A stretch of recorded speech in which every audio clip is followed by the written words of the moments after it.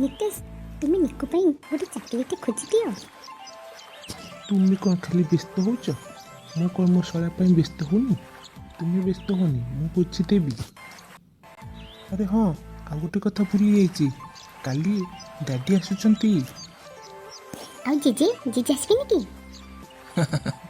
ଜେଜେ ସେଇଠି ରହିଗଲି।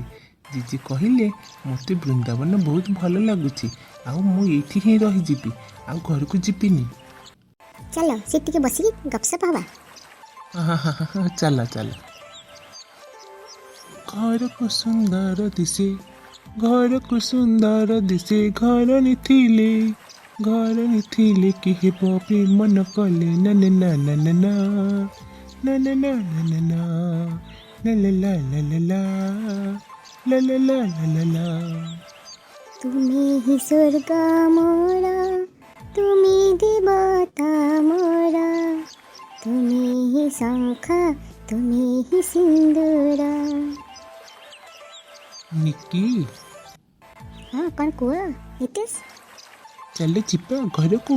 କେତେବେଳେ ହେଲାଣି ଆମେ ଏଠିକି ଆସିକି ବୁଲୁଛନ୍ତି, ସିଆଡ଼େ ମମି ହଇରାଣ ହେଉଥିବେ ନା? ନିତେଶ, ଗୋଟେ କଥା କହିବି, ତୁମେ ରାଗିବନି ତ? ଆରେ ନା, ମୁଁ ତୁମ କଥାକୁ କାହିଁକି ରାଗିବି? କୁହ ନା, କ'ଣ କହୁଛ? କଥା କ'ଣ କି, ତୁମେ ଡାଡି ମମିକୁ କୁହ ଘରୁ ପଳେଇ ଯିବାକୁ, ସେମାନେ ଅଲଗା ରହିବାକୁ। ଆରେ ଇଏ କ'ଣ କହୁଛ? ସେ ପୁରା ତୁମ ମମି ଡାଡି। ତୁମେ ନିଜ ମମି ଡାଡିଙ୍କୁ କେମିତି କହୁଛ ପଳେଇ ଯିବାକୁ? ଆରେ ସେ କଥା ନୁହେଁ, ଏଇଟା ହେଉଛି ଜ୍ୱାଇଁ ଘର। ଜ୍ୱାଇଁ ଘରେ କ'ଣ ଶାଶୁ ଶ୍ୱଶୁର ରହିବାଟା ଶୋଭା ପାଏ? ମୁଁ କହିପାରିବିନି ଡାଡି ମମିକୁ।